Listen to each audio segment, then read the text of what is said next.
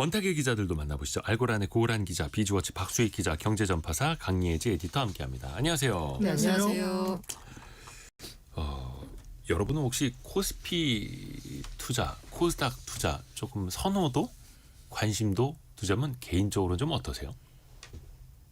저는 코스피인데요. 네. 그 어디죠? 그 미국 증권시장, 주식시장에 되게 구루라고 불리는 한 투자자가 이제 아는 기업에 투자해라라고 그쵸, 했는데 그쵸. 네. 우리가 주변에서 대부분 알고 있는 유명 대기업이 대부분 코스피에 이제 상장이 되어 있기 때문에 저는 기본적으로 제가 모르는 투자는 하지 말자라는 원칙이 있어서 코스피를 좀 더 선호하긴 합니다. 저는 제가 주식 투자를 처음 시작한 게 대학 시절 예. 아르바이트로 번 용돈으로 시작했을 때 코스닥에서 그 코스닥 한때 그 아예 그 닷컴 시절이면, 버블을 네, 약간 풍미했던 기업들 제가 투자 다 해봤습니다. 네, 새로운 기술도. 그것도 해봤습니다. 박수익 뭐 기자 결과는 어떠세요? 아시겠죠? 네, 결과는 네. 저는 뭐 코스닥에 대한 이미지? 코스피, 코스닥 다 좋아합니다. 지수 ETF 중심으로 하기 때문에 그냥 뭐 안정적으로 요즘 괜찮습니다. 근데 기존에는 이제 코스닥 내에서 사실상 제대로 실적을 내는 기업들이 많이 없잖아요. 적자 상장을 할 수 있는 특례의 조건들도 되게 많고 이번에 정부가 코스닥을 대정화하겠다고 했습니다. 그 상폐에 당하는 기업들이 되게 많아질 것 같아요. 어떤 내용입니까? 강희지.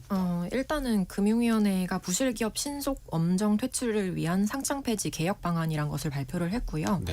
일단은 코스닥 시장에서 고질적인 문제로 꼽혔던 좀비 기업 문제를 해결하겠다라는 어떤 의지를 드러낸 것으로 보입니다. 핵심은 시가총액 기준을 상향한다. 그래서 올해 7월에 200억 원 그리고 내년에는 300억 원으로 높인다는 내용 나왔고요. 주가 1,000원 미만의 일명 동전주, 이 동전주들을 상장 폐지 요건으로 신설해서 부실한 상장사는 쫓아내겠다라는 내용이고요. 이게 지금 시장에 미치는 파급이 좀 셀 것 같은 것이 여기에 해당되는 회사가 160곳에서 한 최대 한 220여 곳까지도 이제 추산이 되고 있습니다. 네. 일단 문제는 과거 한 20년 동안의 신규 상장은 굉장히 많았는데 퇴출되는 숫자는 한 3분의 1 수준이라서 시장의 체력이 급격히 저하됐다. 그리고 이제 저희가 방금 전에 얘기했지만 코스피나 코스닥 중에서 코스피를 좀 더 선호하는 경향이 좀 강한 것도 코스닥은 조금 약간 신뢰도의 어떤 문제나 이미지가 좀 있는 거 아니냐라는 그런 어떤 문제인식이 있었던 것 같고요. 네. 뭐 내용 중에 상장 폐지 실질 심사하는 기간을 1.5년에서 1년으로 대폭 단축하는 내용 이런 것들이 많이 담겼습니다. 그 몇 가지 이제 세부적으로 좀 들어가 보면 동전주는 상폐 대상에 올리겠다. 사실 이게 그 미국 증시에서 있는 것 아닙니까? 센트 1달러도 되지 않는 주식. 그게 기간이 있죠. 네, 일정 일정 기간 동안 이어지면 그냥 상장 폐지됩니다. 근데 우리나라도 그렇게 하겠다는 거예요. 그래서 권대영 금융위 부원장이 그런 얘기를 했어요. 이게 보면 25년 전에도 동전주의 존재를 알았지만 이제야 국제적 기준을 도입하는 건 늦은 감이 있다라고 했거든요. 그러니까 동전주 상장 폐지에 대해서 아니 주가가 싸다고 해서 그 기업이 꼭 나쁜 건 아니잖아 라고들 네. 이제 말씀들 하시잖아요. 네. 근데 그 부분에 있어서 이게 우리만 하는 건 아니야. 국제적으로도 이렇게들 해라는 얘기를 이제 강조했다라고 볼 수 있죠. 사실 동전주 상장 폐지하면은 굉장히 간단하자 어떻게 보면 되게 명확한 기준이잖아요. 바로 눈에 보이죠. 직관적으로. 네. 근데 이 명확한 기준인데 그 명확한 기준을 적용함으로써 이 억울한 게 발생할 수 있잖아요. 현실에서 보자면 말씀드린 대로 아니 일시적으로 주가가 떨어질 수도 있고 기업 자체는 좋은데 뭐 이번에 뭔가 투자를 많이 해서라든가 뭐 이런 여러 가지 이유로 그런 부분에 대해서도 이런저런 거 다 봐주다가 앞서서 있었던 코스닥 시장 개혁 방안에 있어서 다 실패를 했잖아요. 이번에는 과감하게 원칙을 딱 계량적으로 딱 적용을 해서 적용을 하겠다는 게 이번 정부 그 정책 방향의 핵심인 것 같습니다. 그러니까요. 이거 동전주 피하려고 액면 병합하는 기업들도 있을 텐데 예를 들어서 한 주당 뭐 500원이다. 그러면 10주로 10주로 합쳐버리면 5,000원이 돼버릴 수도 있는 거잖아요. 근데 다만 또 액면가를 밑돌 경우에 액면 병합 해놓고도 최초의 액면가를 밑돌 경우에는 상폐 기준으로 삼겠다. 또 이런 것도 있고. 그래서 아예 동전주 퇴출 기준에 액면 병합 등으로 기준을 일시 회피해도 소용없도록 시장 감시를 강화하겠다라고 아예 딱 넣어놨어요. 근데 또 뭐 코스닥 기업들은 대부분 액면가가 500원인 기업들이 많아가지고요. 그러면은 이 정도면은 나을지. 왜냐하면 기존에는 금융당국이 아까도 뭐 고란 기자가 이야기한 것처럼 좀 늦은 감이 있다라고 자평도 했습니다만 상장 기업 수에 또 많이 그쪽에 무게 중심을 뒀던 것도 좀 있었지 않습니까? 시장을 정화하는 것보다 1년에 100개, 120개씩은 코스닥에 상장을 해야 뭔가 성과인 것처럼. 그래서 코스닥 시장을 보자면 지난 20년간 보자면요. 1,353개 기업이 신규 상장이 됐대요. 그런데 퇴출 기업은 415개에 그친다라고 합니다. 그래서 이른바 다산소사 구조가 양만 지속되었습니다. 많아진 네. 그래서 보면 이게 이렇게 기업이 늘어나는 게 문제는 뭐냐면요. 이 20년간 시가총액이 8.6배 늘었어요. 네. 근데 지수는 1.6배 늘었습니다. 그러니까 조금만 늘어난 시가총액은 늘었지만 지수가 1.6배 늘었다는 건 그만큼 많은 기업들이 들어와가지고 약간씩 그걸 다 나눠 먹었다는 얘기잖아요. 비교해보자면 코스피가 시가총액이 6.7배 늘었어요. 근데 지수가 3.8배 상승했습니다. 네. 덩치만 커졌다. 맞아요. 속은 부실해지고. 네, 그래서 이제 코스닥 시장을 개혁해야 된다라는 거죠. 오늘 제가 그 코스닥 시가총액 저 뒤에 있는 기업들 1,700등 하는 기업들 보니까 주가 오늘 많이 떨어지네요. 이른바 아유. 동전주 해서 동전주여서 상패에 당할 수도 있는 기업들은 오늘 투자 심리가 급격히 식었네요. 예, 박수희 기자. 네, 저도 이 방안 자체는 뭐 되게 과감하고 개혁이라는 단어를 썼잖아요. 개혁이라는 단어는 잘 안 쓰는데 정책 자료에서 뭐 개선 정도로 쓰지. 네. 이번엔 개혁 좋은데 전 약간 좀 의아한 문제점이 하나 있는 게 정책의 일관성입니다. 왜냐하면 이게 불과 1년 전에 발표했던 내용을 업그레이드한 건데 1년 전에 뭐라고 했냐면은 이제 시가총액 기준을 코스닥의 40억 미만이 상장 폐지 기준이었는데 그렇게 하니까 아무런 효과가 없더라. 그래서 올해부터 2026년부터 150억 미만 퇴출시키고 단계적으로 200억, 300억 이렇게 이제 올려서 퇴출시키겠다라고 했어요. 그러니까 이렇게 할 테니까 상장사들도 빨리 밸류업을 해서 기업 가치를 올려라. 안 그러면 퇴출에다 시그널을 줬단 말이에요. 1년 전에. 그리고 올해 딱 이제 시작점에 서서 딱 스타트를 한 달 했죠. 1월. 그런데 한 달 시작하자마자 기준을 바꾼 겁니다. 아니야 150은 너무 작은 것 같아. 그래서 200억으로 단박에 오늘 올리겠다. 근데 1년 지나서 300억으로 올리겠다. 이게 비유하면 우리가 400m 달리기를 하기로 규칙을 딱 정하고 네. 그래 딱 출발했는데 전력 400m니까 전력 질주 처음부터 하지 그렇죠. 말고 한 200m 지났을 때부터 해야지 조금 페이스를 하다가 이렇게 생각을 했는데 딱 스타트 끊고 출발하다 보니까 잠깐 이게 400m 아니고 200m로 바꿉니다라고 하는 상황이란 말이에요. 더 빨리 뛰세요 갑자기. 예, 경기 규칙의 일관성이 없다는 것이고 작년에도 이번에도 발표한 게 금융위원회거든요. 네, 금융위. 권대영 부위원장이 어제 발표를 하셨는데 이분 1년 전에 발표할 때 사무처장이셨단 말이에요. 바뀐 건 없어요. 바뀐 거는 뭐냐면은 그 그죠. 사이에 어차피 정권이 바뀐 금융위 거죠. 직원들이 많지도 않아요. 예. 금융위원회는. 네. 예. 그렇게요. 그러니까 사실 코스닥이라는 시장 자체가 벤처 기업들 또 적자 기업들 투자를 받아서 성장시킬 수 있는 그러니까 코스피랑 완전히 다른 성격이잖아요. 네, 맞습니다. 그렇게 해서 거의 30년을 끌어왔던 건데 30년 만에 이제 대수술을 한번 해보겠다라는 겁니다. 근데 당장 상장 폐지를 많이 시킨다. 정부 말로는 최대 220개까지 상폐당할 수 있다. 그럼 한 1,800여 개의 상장사 중에서 물론 이제 스펙 있습니다. 합병 전문회사 빼면 한 1,700여 개가 될 텐데 거의 10개 중에 하나가 상장 폐지당할 수 있다. 그 충격이 엄청나지 않을까요, 이건? 이게 항상 뭔가 새로운 정권이 들어서고 이 시장에 대한 방향에 따라서 이게 오락가락하는 것 같아요. 이게 어떤 때 보자면 그래 많이 솎아내야지라는 정책을 취했다가 아니지 투자자 보호해야지라고 하면서 다시 또 살려뒀다가 이게 왔다가 아까 말씀드린 대로 이제 진입을 좀 쉽게 하는 방향으로 해서 많이 진입시키고 퇴출을 어렵게 하고 근데 어떤 때는 또 퇴출도 이제 좀 약간 세게 해야지라고 하다가 또 약간 투자들의 반대에 부딪혀가지고 하고 이게 항상 솎아내는 게 어려운 부분은 뭐냐면 저는 투자자 보호라고 말을 할 때 투자자가 누구인가라는 부분인 것 같아요. 네.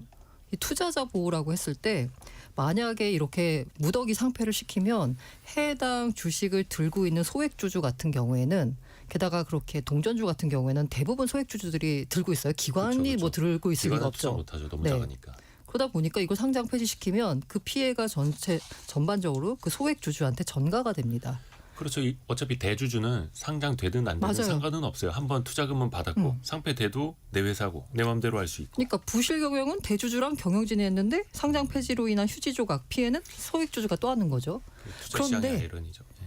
투자자 보호가 이미 주식을 들고 있는 투자자가 아니라 이 시장에 진입하려고 하는 투자자들, 이 시장에 진입을 해서 뭔가 그 이른바 자본시장의 자금 조달을 통해 가지고 본인은 수익을 노리고 시장 전체가 건전화되는 이 효과를 노리는 그 투자자라고 생각을 하면 이런 기업들은 다 속아내야 되는 건데. 시장의 건전성. 맞아요. 우선순위를 어디에다 둘 것이냐. 그게 어렵습니다. 그러니까 제가 예전에 여의도 선수들의 비밀이라는 책에도 썼던 내용인데 그 상패에 더 많이 시켜야 된다, 건전화해야 된다라고 해서 상패들을 시키면 어떻게 되냐면 그 주주들이 한국거래소건 정부 청사건 앞에 가서 막 집회 시위를 엄청나게 벌립니다. 소송도 걸고 살려달라고 애원도 하고 그게 너무 이제 심해지니까 그러면은 유예 기간을 1년 더 줍시다. 올해 재무제표는 감사의견을 못 받았어도 내년 거라도 받아오면 그때까지 유예해 줍시다라고 해서 막 2년 이렇게 끌었던 거거든요. 그랬던 적이 있었는데 그럼 과연 코스닥에서 10분의 1 이상이 퇴출된다 하면 그 퇴출되는 기업 투자자들이 가만히 있겠습니까? 맞아요. 저는 이거 대혼란이 일어날 거라고 저는 경험적으로 보는데 그걸 감당을 하겠다는 게 지금 정부의 정책 방향이잖아요. 근데 감당이 될지 잘 모르겠어요. 그러게요. 뭐 감당도 감당인데 저도 이제 그 예전에 하이닉스, SK 하이닉스 지금 그렇게 잘 나가는 하이닉스가 아마 1,000원 밑으로 떨어진 적이 있었을 겁니다. 아주 과거에. 뭐 2000년 워크아웃 막 초반 여러 옛날에 번 망한다고 들어가고 했을 할 때. 네, 망한다고 했을 때 그런 사례는 뭐 극단적인 사례긴 합니다만 이번에 뭐 저는 퇴출을 부실 기업을 퇴출시켜야 되고 이런 대전제에서는 100번 1000번 공감을 하는데 이번의 문제는 너무 시가총액 동전주 가격 그 주가 그 자체에만 시가총액도 결국 발행주식수 곱하기 주가인데 네. 주가 그 자체에만 퇴출 기준을 확 높여놨단 말이죠. 그러면 기업들이 당장에 그 문턱에 있는 기업들이나 잠재적으로 시가총액 300억은 넘지만 한 4,500억 되는 여기에 굉장히 또 괜찮은 기업들이 있거든요. 네. 그런데 이런 기업들이 당장에 우리 지금 장기적으로 기업 경쟁력이 아니라 주가 방어를 해야 돼. 뭘 해야 될까? 단기적인 주가 방어에 매몰되면 그거는 그럼 기업 가치에 좋은 것인가라는 생각도 조금 있습니다. 그래서 저는 이게 약간 그래서 아까 말씀드렸듯이 정책의 어떤 예측 가능성이 너무 급격하게 바뀐 게 아닌가. 거기에 따른 부작용을 조금 섬세하게 메울 수 있는 방안은 없을까. 그게 조금 고민이 있습니다. 저는 좀 덧붙여서 말씀을 드리고 싶었던 게 이제 정량적인 기준으로 지금 이제 많이 기준들이 이제 나온 것이긴 한데 실질적으로 투자자 입장에서 이런 기업들이 극심하게 정보가 없어요. 그 정보가 뭐 보고서도 없고 그 실제 나온 거 이번에 보니까 코스닥 상장사 한 10곳 중에 6곳은 분석 보고서가 아예 네. 전무한 아하. 곳들이다라고 이제 통계가 나왔고 자금 흐름 자체를 봐도 국내 주식형 ETF에서 가장 자금이 많이 들어가는 상품이 코스닥 150, 150을 이제 150이죠. 추종하는 150을 추종하는 건데 이게 코스닥의 한 8% 정도만 ETF 수급 효과를 누린다라는 그렇죠. 의미이기도 하거든요. 그러면 이제 개인들이 나머지 이제 없는 그 정보가 없는 기업에 대해서는 그냥 풍문이라든가 뭐 리딩방, 뭐 물타기 주변에서 들은 이제 아름아름 얻는 어떤 정보들 이런 걸로 이제 하다 보니까 지금 이번에 나온 정책의 메시지는 정보 비대칭성이 높은 이런 종목들 같은 경우에 리포트조차 없는 이런 종목은 앞으로는 이제 시장에서 퇴출 대상이 될 거다라는 어떤 메시지이기도 하다고 봐요. 그 이야기가 그러니까 저는 이번 대책을 보면서 혹시나 많은 투자자분들이 코스닥에 투자하지 말고 코스닥 150만 투자하세요라는 신호로 읽지 않을까라는 염려도 좀 들더라고요. 그러니까 뭐 ETF에 돈이 몰릴수록 150개만 사게 되는 거고 저 밑에 있는 다른 기업들에게는 수급이라든지 개선될 여지가 나타나지 않으면 이게 격차만 더 벌어질 수도 있는 거잖아요. 그래서 이제 그에 대해 어떻게 보자면 이제 보완책 비슷한 걸로요. 어쨌든 뭐 투자 건전한 측면에서도 ETF 투자를 좀 장려하는 분위기가 있잖아요. 아무래도 네. 특정 종목에 약간 주가가 좌지우지되는 것보다는. 되니까. 근데 지금 현재 ETF의 특징을 보자면 그냥 시가총액 기준으로 해가지고 넣어버리거든요. 시가총액이 작은 곳들은 아예 그 투자 대상에서 들어가죠. 제외가 돼버리는 거죠. 그래서 이제 이른바 어떤 특정 다른 지수를 개발해서 뭐 예를 들면 코스닥 밸류업 지수 해가지고 뭔가 이렇게 어떤 다른 그런 계량적인 기준이 아니라 뭔가 다른 기준을 통해 가지고 뭐 지수를 만든다거나 아니면 액티브 ETF를 활성화해가지고 이제 액티브 ETF 같은 경우에는 운용사들이 시가총액이 아니라 본인들이 그렇죠. 판단하기에 성장 가능성이 큰 걸 모아가지고 이제 ETF를 만드는 거잖아요. 그런 식으로 조금 뭐 개별 종목에 투자하는 게 아까 되게 어렵다는 얘기를 많이 했고 보고서도 없고 하는데 이런 식으로 뭐 밸류업 지수를 따로 개발한다든가 아니면 뭐 액티브 ETF를 활성화한다든가 라는 그렇죠. 식으로 해서 이런 뭔가 성장 가능성이 큰 코스닥 시장의 시가총액이 작은 기업들에게도 자금이 들어갈 수 있는 통로를 마련해 줘야 된다는 생각이 들어요. 사실 지수라는 건 필요하면 시장에서 얼마든지 만듭니다. 지수 만드는 민간 기업들도 많이 있고 액티브 ETF 통해서 코스닥 150이 됐건 저기 500등을 하건 1000등을 하건 성장성이 좋아 보이는 기업이면 또 투자를 할 수 있도록 이렇게 또 문화를 만들어가는 것도 하나의 방법이고요. 아까 강예지 에디터가 잠깐 이야기를 했습니다만 코스닥 상장사의 62% 정도는 기업 분석 보고서가 한 번도 나온 적이 없다. 근데 이게 물리적으로 증권사 리서치 센터에서 스몰캡 담당한 애널리스트 뭐 센터당 1명? 제일 찬밥이에요, 사실. 많아봐야 2-3명인데 그 사람들이 과연 1000개가 넘는 기업 분석 보고서를 다 쓸 수 있을 것인가? 또 왜냐하면 증권사 입장에서 보면 매물을 중개해서 중개거래 수수료를 얻기 위한 발판인데 굳이 사람들이 투자도 안 하는 그런 기업들의 분석 보고서를 인력 투입해서 써야 될 것인가? 이것도 좀 딜레마 아닙니까?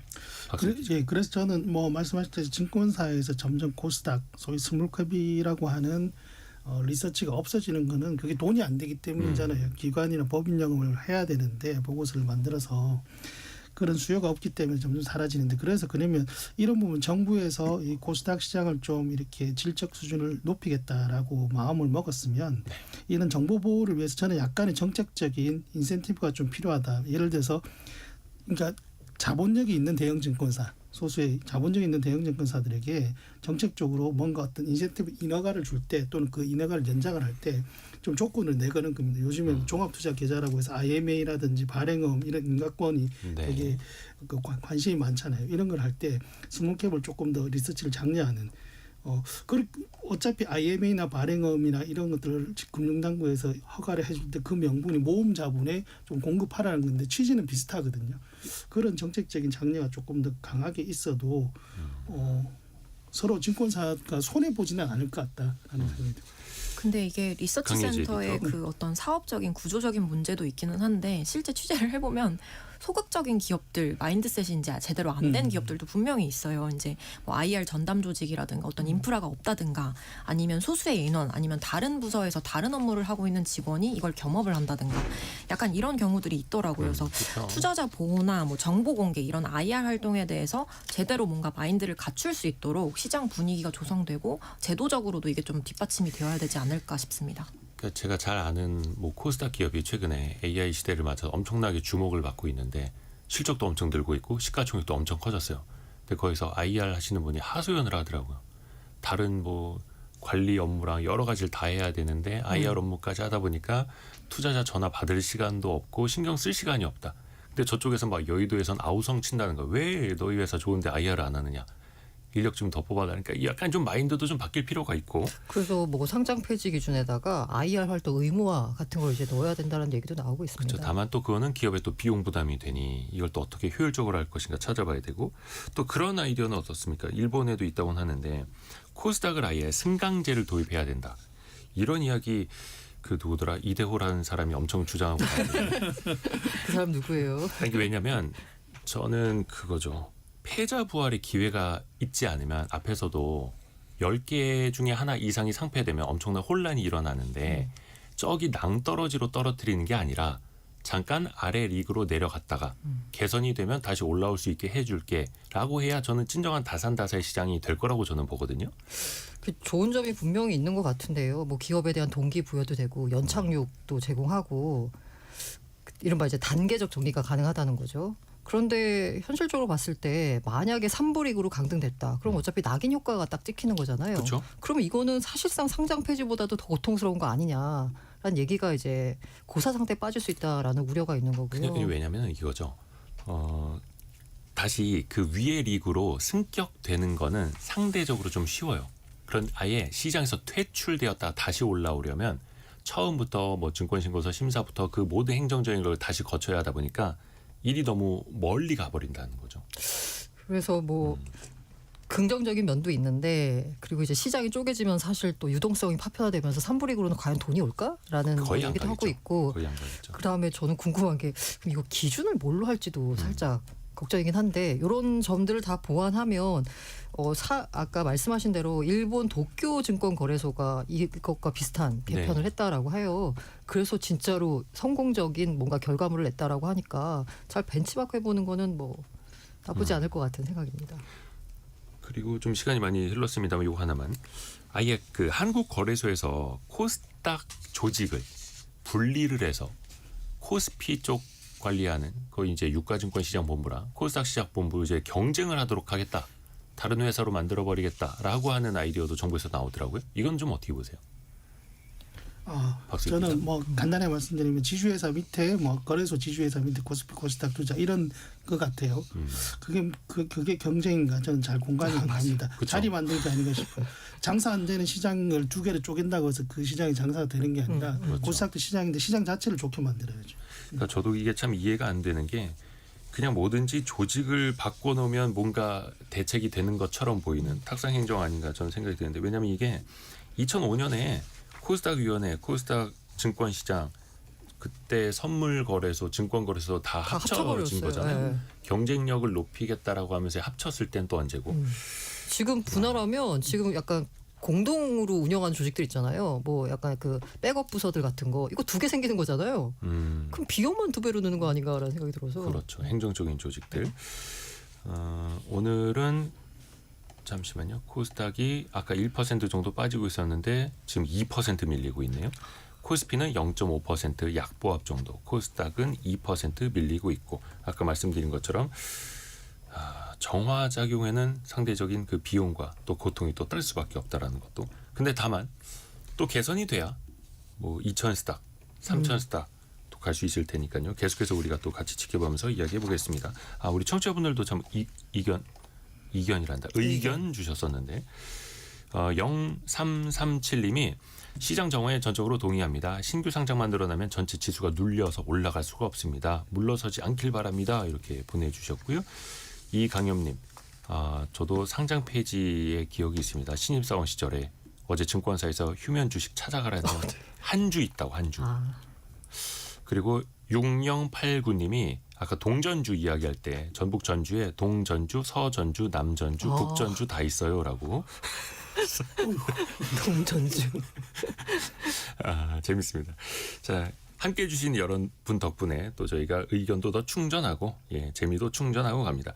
경제상식 퀴즈 한 번 더